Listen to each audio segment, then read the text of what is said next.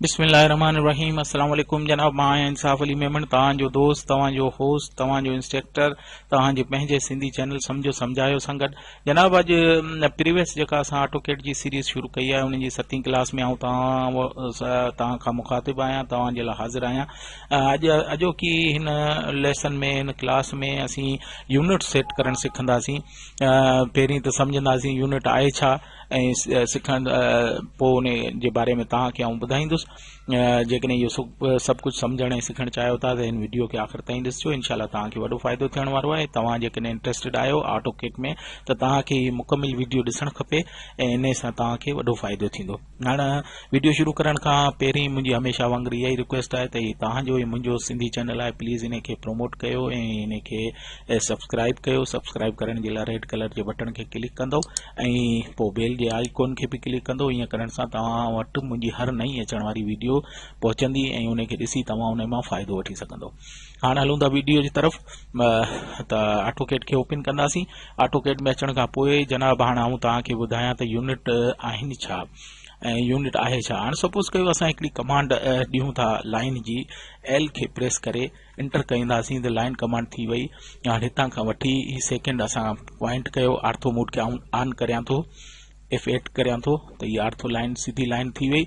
हाणे इन खे लाइन लिखी। हाणे इहा तव्हांखे ख़बर कोन्हे हीअ लाइन लॻी आहे त केतिरी आहे ऐं कहिड़े यूनिट में आहे ऐं कीअं ठही आहे, इन जी नाप छा आहे ऐं कीअं चेक कबो त हिन जी नाप केतिरी आहे। त अॼोके लेसन में इहो सभु कुझु आउं तव्हांखे सेखारणु चाहींदुसि। हाणे तव्हांखे इहा ख़बर हुजणु खपे त असां वटि जेकॾहिं असीं कंहिं जाइ जो बिल्डिंग जो नक्शो ठाहियूं था त उहो फुट्स में हूंदो आहे, मीटर्स में हूंदो आहे, किलोमीटर्स में हूंदो आहे या मिलीमीटर में हूंदो आहे, सेंटीमीटर में हूंदो आहे, इन्हनि में हूंदो आहे। हाणे उहो पेपर ते लाहिण जे लाइ असांखे हिकिड़ो यूनिट सेट करणो पवंदो आहे। ऑटोकेट में बि ईअं आहे। सपोज़ कयो जेकॾहिं 100 फुट आहे, हाणे 100 फुट जी लाइन ऑटोकेट जे इन में कोन ईंदी त उनखे असीं यूनिट में डिस्ट्रीब्यूट कंदासीं, यूनिट खे सेट कंदासीं, उन सां असांखे ख़बर पवंदी। हाणे यूनिट ॿ क़िस्म जा आहिनि।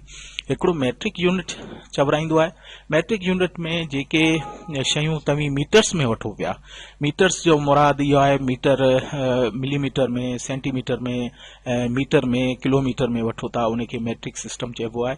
ऐं जेकॾहिं तव्हां फुट्स में, इंच में कमु कयो था त उनखे इंपीरियल सिस्टम चइबो आहे या इंपीरियल यूनिट चइबो आहे। हाणे इहा तव्हां ते ॻाल्हि डिपेंड करे थी तव्हां कहिड़े यूनिट्स में कमु कंदव। अक्सर जेको असां वटि पाकिस्तान में इहे ॿई सिस्टम यूज़ थींदा आहिनि। मैट्रिक सिस्टम बि मैट्रिक यूनिट सिस्टम बि यूज़ थींदो आहे ऐं इंपीरियल यूनिट सिस्टम बि यूज़ थींदो आहे। पर आउं तव्हांखे ॿिन्ही जी सेटिंग जे बारे में ॿुधाईंदुसि। हाणे ऑटोकेट में यूनिट सेट करण जे लाइ हिकिड़ी कमांड ईंदी आहे जंहिंखे यूनिट चवंदा आहिनि। इहा तव्हां हलिया वञो फॉर्मेट में वञी यूनिट्स जेको तव्हां ॾिसो पिया इनखे क्लिक करे बि हिनखे ओपन करे सघो था ऐं या जेकॾहिं तव्हां शॉर्टकट की इस्तेमालु करणु चाहियो था त UN लिखी इनखे एंटर कंदव त इहा खुली वेंदी। हाणे हिन में हीउ ॾिसी सघो था लेंथ में जेको टाइप आहे इन खे क्लिक कंदव त इन में 2 शयूं आहिनि, 5 शयूं हूंदियूं। हिकिड़ी आर्किटेक्चरल हूंदी, ॿियो डेसिमल हूंदी, इंजीनियरिंग हूंदी ऐं फ्रैक्शनल हूंदी ऐं साइंटिफिक हूंदी। साइंटिफिक ऐं फ्रैक्शनल त असां वटि यूज़ कोन थींदी आहे। असां वटि अमूमन 3 शयूं यूज़ थींदियूं आहिनि। जेकॾहिं मिलीमीटर्स, किलोमीटर्स ऐं मीटर्स में जेकॾहिं तव्हां कमु कयो था त तव्हांखे डेसिमल सिलेक्ट करणो पवंदो ऐं हीअ जेको प्रिसिशन आहे इन में तव्हां ॾिसी सघो था जेका 1 पॉइंट वग़ैरह जी जेका ईंदी आहे जेतिरी तव्हां चाहियो था। जेकॾहिं चाहियो था त हिकु डिजिट में अचे 1 खां पोइ, फुट मीटर खां पोइ या किलोमीटर खां पोइ या मिलीमीटर खां पोइ, उहो डिजिट्स में न अचे त तव्हां 0 इनखे रखो था। पर अक्सर जेको मैट्रिक सिस्टम हूंदो आहे उन में 0 में रखिबो आहे। हिते तव्हांखे जेकॾहिं मूं तव्हांखे ॿुधायो मैट्रिक सिस्टम में कमु करियो था त मीटर, सेंटीमीटर, मिलीमीटर्स, हिते मिलीमीटर तव्हांखे सिलेक्ट करिणो पवंदो ऐं हिते ओके कंदव त हाणे तव्हां जेको बि कमु कंदव मीटर ऐं सेंटीमीटर में कंदव। पर असां जेको आहे हाणे तव्हांखे ॿी ॻाल्हि बि ॿुधायां। मूं तव्हांखे ॿुधायो इंपोरियल सिस्टम जेको आहे उहो असां वटि घणो हलंदो आहे इंजीनियरिंग में, आर्किटेक्चरल में। त हीअ आर्किटेक्चरल खे जेकॾहिं क्लिक कंदो त हिन में तव्हां ॾिसो त हीअ फ्रैक्शन में जेके डिजिट्स आहिनि फुट्स खां पोइ या अंश खां पोइ ॿुधाईंदो त इहो थोरो ॾुखियो थिए थो। इन करे अमूमन जेको आहे तव्हांखे सजेस्ट कंदुसि त तव्हां हिते इंजीनियरिंग खे यूज़ कयो। इंजीनियरिंग खे यूज़ करण खां पोइ प्रिसिशन में तव्हां वधि में वधि ही जेको आहे 0 डिजिट्स वठो या डबल डिजिट में वठणु चाहियो था त उहो बि वठी सघो था, पर इहो सही आहे 0 पॉइंट बक़ाया तव्हांखे इंचिस में ॿुधाईंदो ऐं हिते तव्हां जेको स्केल जेका आहे असां इंचिस में वठंदासीं। तमामु जेको नंढो जेको यूनिट हूंदो आहे उन में वठिबी आहे, इन करे इंचिस वठी ऐं हिन खे ॿी कंहिं शइ खे छेड़ण जी ज़रूरत कोन्हे। जेकॾहिं चाहियो त डिग्री मिनट्स पर सेकेंड खे बि तव्हां करे सघो था ऐं हिते ओडी रहण ॾियो ऐं सभु कुझु साॻियो रहंदो ऐं ओके कंदव त हीउ तव्हांजो यूनिट सेट थी वियो। हाणे इहे यूनिट त सेट थी आहे। हाणे इन सां तव्हां सपोज़ कयो का लाइन लॻाइणु चाहियो था त असां एल जी कमांड ॾींदासीं। एल ॾियण खां पोइ ऐं हिन जी डिस्टेंस ॾियो था 10 फीट। 10 फुट फिट जे लाइ तव्हांखे ॿुधायां, फिट जे मथे हिकिड़ो कामा जो निशान हूंदो आहे, उहो तव्हांखे ॾियणो पवंदो। उहो ॾेई ऐं उन खां पोइ तव्हांखे एक्स वाई ॿिन्ही में ॾियणो पवंदो। पोइ वाई में अचण जे लाइ टेप जे बटन खे लॻाए हिते 0 कंदो। जीअं सपोज़ कयो तव्हांखे सिधी लाइन वठणी आहे त वाई जेको आहे 0 वठी इंटर कंदव त हीअ 10 फुट जी जेका लाइन आहे इहा ठही वई। इंटर करे सेकेंड ठाहिणु चाहियो था त सेकेंड बि ईअं ई ठाहे सघो था, पर मूं फ़िलहालु हिकिड़ी हीअ लाइन वरिती आहे। हीअ हेठी लाइन त असां अज़्यूम कईसीं ऐं इन खे ॿिन्ही खे असां हींअर फ़िलहालु डिलीट कयूं था त ईअं लाइन तव्हां ठाहे सघो था। हाणे जेका लाइन तव्हां सपोज़ कयो हितां खां ई शुरू कई आहे, एल ॾेई लाइन कमांड ॾींदासीं, स्पेसिफाई फर्स्ट सपोज़ कयो 10 फुट जी हिकिड़ी लाइन ॾियूं था। फुट खे करे ऐं टेप जे बटन खे दॿाए वाई एक्सिस में असीं 0 लिखंदासीं। 0 लिखी इंटर कंदासीं त हिकिड़ी 10 जी लाइन ठही वई। हाणे इन खे फर्स्ट पॉइंट घुरे पियो, इन करे असीं इन खे फर्स्ट पॉइंट जेको आहे 0 ॾींदासीं ऐं इंटर कंदासीं। हितां खां शुरू थी वई। हाणे सेकेंड कमांड जेका असांखे ॾियणी आहे, सपोज़ कयो असांखे 10 फुट जी लाइन कढणी आहे त हीअ एक्सिस में कढणी आहे, सिधी लाइन कढणी आहे त 10 फुट जो ॾींदासीं ऐं इंटर कंदासीं त हीअ 10 फुट जी लाइन ठही वई आहे। हाणे इन खे स्केप करे असां हीअ ॾिसी सघो था 10 फुट जी लाइन ठही वई आहे। इन खे थोरो ज़ूम कंदासीं, ज़ूम कंदव त हीअ ज़ूम में सॼी अची वई आहे। हाणे इनखे स्क्रोल बटन सां तव्हां अॻियां पोयां जिते तव्हांखे सुहिणो लॻे। हाणे हीअ लाइन त अची वई आहे, पर इन जी डायमेंशन जी कीअं ख़बर पए त केतिरी आहे ऐं ज़ाहिर कीअं थिए, लिखिजे कीअं। ऐं उन जे लाइ हिकिड़ी शइ हूंदी आहे, हीअ डायमेंशन में तव्हां जीअं वेंदव, हीअ जेको मेनू बार जो बटन आहे डायमेंशन, इन में ॾिसी सघो था काफ़ी सारियूं डायमेंशन जा ऑप्शन मौजूदु आहिनि। इहे अॻियां हली पढ़ंदासीं, पर हिन में जेके असांखे खपनि था लाइनियर जेका आहे उन जे लाइ तव्हांखे पहिरीं हिते क्लिक करिणो पवंदो। हिते क्लिक करे जीअं ई हिनखे मथे खणंदा त तव्हां ॾिसी सघो था हिते आहे नज़र अचे पई, पर हिन जी डायमेंशन तमामु नंढे टेक्स्ट में आहे, इन करे नज़र कोन पई अचे। हाणे डायमेंशन चेक करण जे लाइ तव्हांखे पहिरीं उन जी सेटिंग करणी पवंदी, जंहिंखे डायमेंशन स्टाइल चवनि था। उन जे लाइ तव्हां डी प्लेस कंदव ऐं इंटर कंदव त हीअ डायमेंशन मैनेजर खुली वेंदो। डायमेंशन स्टाइल स्टैंडर्ड मैनेजर खुली वेंदो ऐं इन में ॾिसी सघो था नोटेटिव आहे, ॿियो स्टैंडर्ड आहे। स्टैंडर्ड में ई रहंदव ऐं मॉडिफाई खे क्लिक कंदव। मॉडिफाई में क्लिक करण खां पोइ हिते तव्हां ॾिसी सघो था असांखे यूनिट सेट करणा पवंदा डायमेंशन शो करण जे लाइ। त प्राइमरी यूनिट्स खे क्लिक करे जेके असां उते सेट कया आहिनि उते हिते बि उहे ई सेट कंदासीं। मूं तव्हांखे ॿुधायो उहे करे उन खां पोइ हिन खे ओके कंदासीं। ॿी कंहिं शइ खे सेड़ण जी ज़रूरत कोन्हे। हाणे हिनखे सेट करण जे लाइ हिते ओके जो बटन हुजणु खपे हा, पर ओके जो बटन कोन्हे, त हिते सेट करण करे ऐं क्लोज़ कंदासीं त तव्हांजी डायमेंशन सेट थी वई आहे। हाणे जेकॾहिं डायमेंशन में तव्हां चेक करणु चाहियो था हिन लाइन जी डायमेंशन, त उन जे लाइ तव्हां लाइनियर में हिते वञी हिनखे तव्हां खां क्लिक करे बि चेक करे सघो था। जीअं सपोज़ कयो हिते हीअ कए ऐं हितां ई क्लिक करे थोरो मथे कंदो त हीअ मथे फुट्स में उन में अची वई आहे, पर नज़र कोन थी अचे। त इन जे टेक्स्ट जे जेको फॉन्ट पंहिंजो हाइट आहे इनखे इंक्रीज़ कंदासीं। इंक्रीज़ करण जे लाइ ॿीहर असांखे जेको आहे डी डायमेंशन स्टाइल मैनेजर में वञणो पवंदो ऐं स्टैंडर्ड में वञी मॉडिफाई में वेंदासीं। मॉडिफाई खे क्लिक करे हाणे असां टेक्स्ट में वेंदासीं। टेक्स्ट ॾिसी सघो था, टेक्स्ट में हिते ई जेका टेक्स्ट हाइट आहे ॿिए कंहिंखे छेड़ण जी ज़रूरत कोन्हे, छो त सभु कुझु सेट थियल आहे। ऐं हिते तव्हां हाइट ॾींदव, सपोज़ कयो आउं 3 ॾियां थो, तव्हां 2 बि ॾेई सघो था, जेको कुझु चाहियो उहो ॾेई सघो था। ऐं 3 ॾेई सेट करण करे क्लोज़ कंदुसि। क्लोज़ करण खां पोइ जेकॾहिं हाणे चेक कंदुसि त तव्हां ॾिसी सघो था हीअ वॾी लाइन में अची वियो आहे, 10 फुट जी लाइन आहे। हाणे साईं लाइनियर जेका डायमेंशन असां सेट कई, हाणे तव्हां हिते ॾिसी सघो था, हिते एरो बि ठहियल हूंदा जेके नज़र कोन पिया अचनि। हाणे एरो खे बि ज़ाहिर करण जे लाइ जेकी लाइन ठहियल आहे, एरो खे ज़ाहिर करण जे लाइ तव्हां वरी डायमेंशन स्टाइल मैनेजर में वेंदो, मॉडिफाई में वेंदो, मॉडिफाई में वञण खां पोइ सिंबल ऐं एरोज़ में, ऐं हिते बि तव्हां हीउ ॾिसी सघो था हाइट जेका लिखियल आहे, हिते बि असां हिन खे ॿी कंहिं शइ खे क्लिक कोन कंदासीं, 3 लिखी ओके कंदासीं, ओके करे सेट करंट क्लोज कंदासीं त तव्हां ॾिसी सघो था एरो जी साइज़ वधी वई।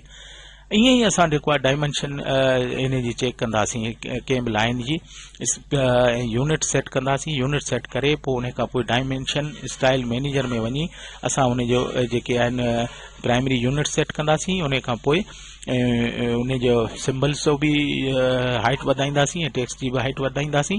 हाणे तव्हां ॾिसी सघो था हीअ लाइन हिन सां जॉइंट आहे, जेकॾहिं तव्हां चाहियो था त हीअ लाइन न अचे त उन जे लाइ बि तव्हां जेको आहे डायमेंशन स्टाइल में वञी वरी मॉडिफाई खे क्लिक कंदो, क्लिक करण खां पोइ हाणे लाइन्स में वेंदो, लाइन्स में वञण खां पोइ ॿियो कुझु कोन्हे करणो, सिर्फ़ु ही चेक बॉक्स जेको आहे तव्हां ॾिसी सघो था फिक्स लेंथ एक्सटेंशन लाइन्स आहे, इन खे चेक करणो पवंदो, चेक करे ओके कंदो, सेट करंट ऐं क्लोज कंदो त तव्हां ॾिसी सघंदो ही तव्हांजी लाइन जेका हटी वई आहे ऐं तव्हांखे सिर्फ़ु ओतिरी ई लाइन जी ॿुधाए पई।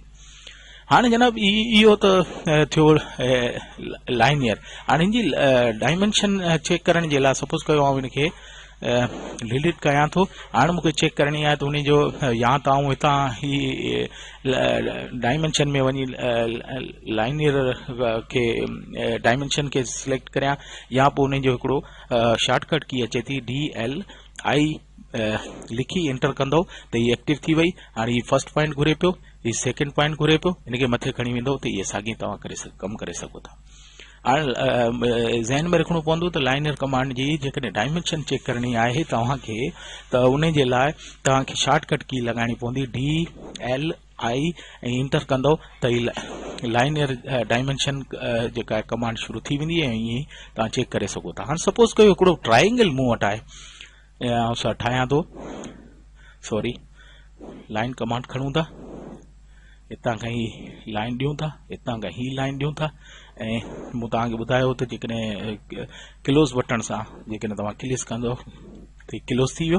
हाणे ट्राइंगल ठही वियो। हाणे हिन जी जेकॾहिं डायमेंशन मूंखे मालूम करणियूं आहिनि त लाइनियर में आउं जेकॾहिं वञी मालूम कंदुसि त आउं करे सघां थो। सपोज कयो आउं ही जेका लाइनर वठां थो या DLI लिखी एंटर कयां थो, हाणे हिन जो डायमेंशन वठिणो आहे त ही मूंखे ॿुधाए पियो ही हिन लाइन जी, ही ॾिसी सघो था 4.8 जी आहे, ऐं ॿुधायो त जेकॾहिं साॻी कमांड खे वरी एक्टिव करणो आहे त तव्हां एंटर कंदो, एंटर करण खां पोइ वरी जेकॾहिं ईअं कंदो त ही तव्हांखे 3.2 ॿुधाईंदो। वरी जेकॾहिं तव्हांखे हिन लाइन जी जेकॾहिं एंगुलर वठणी आहे त एंटर करे एंटर कंदो त ही वरी एक्टिव थी वेंदी लाइनर कमांड, पर ही तव्हांखे हॉरिजॉन्टल ऐं वर्टिकुलर में ॾेखारींदो। हाणे तव्हांखे ॾेखारियो तव्हांखे ही लाइन जी सही कोन पई, हाणे तव्हां जेकॾहिं चाहियो था एंगुलर में ॾिसूं त एंगुलर जी जेका ही तव्हां एंगल्ड कमांड आहे इनखे एक्टिव करणो पवंदो, ऐं हिनखे पोइ ईअं क्लिक करे सॉरी ऑर्थो मोड ऑफ करणो पवंदो, ऐं ही क्लिक करे ही वठंदो त तव्हांखे ही एंगुलर मोड में बि तव्हांखे डायमेंशन इन जा ॿुधाईंदी, ऐं ईअं ई तव्हां ट्राइंगल जा ऐं उन जा डायमेंशन चेक करे सघो था। उन खां पोइ ॿियूं बि कई ऑप्शनूं आहिनि, जीअं सपोज कयो अच्छा एंगुलर में जेकॾहिं तव्हांखे चेक करणो आहे त उन जी जेका शॉर्टकट की आहे उहा आहे DAL, ऐं एंटर कंदो त ही एक्टिव थी वई आहे, ऐं हिनखे ही सेकेंड ऑप्शन ॾेई ईअं कंदो त एंगुलर जेका डायमेंशन आहे उहा तव्हां ईअं चेक करे सघो था। उन जे लाइ शॉर्टकट की इस्तेमालु थींदी DAL, ऐं हिन में डायमेंशन ॾिसण जे लाइ ॿियूं जेके एंगुलर आहे, एंगुलर हमेशह गोल जी या एंगल जेकॾहिं नापणी आहे त उन जे लाइ इस्तेमालु थींदी, उनखे ही एंगल कयो। हाणे फर्स्ट लाइन पुछे पियो, फर्स्ट लाइन तव्हां ॾियो मेंशन कयो, सेकेंड मेंशन कयो, ही ॾिसी सघो था ही एंगल ॿुधाए। एंगल जेकॾहिं कंहिंजी वठणी आहे त उन जे लाइ तव्हांखे हीअ एंगुलर कमांड खे इस्तेमालु करणो पवंदो, इन जी शॉर्टकट की DAI आहे।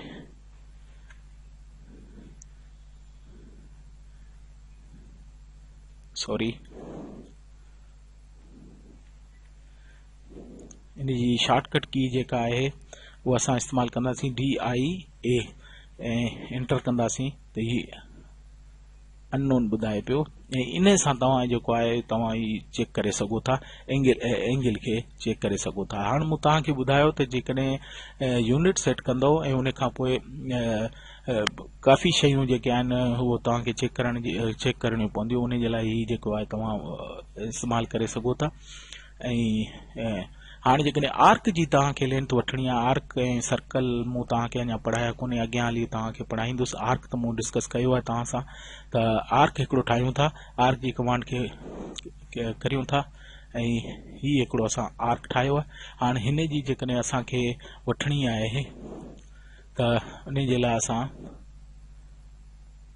ही आर्क लेंथ खे क्लियर कंदासीं त ही ऑब्जेक्ट जो पुछे पियो, हिनखे ही कंदासीं त आर्क जी लेंथ असांखे ख़बर पइजी वेंदी, आर्क जो डायमेंशन असांखे ॿुधाईंदो।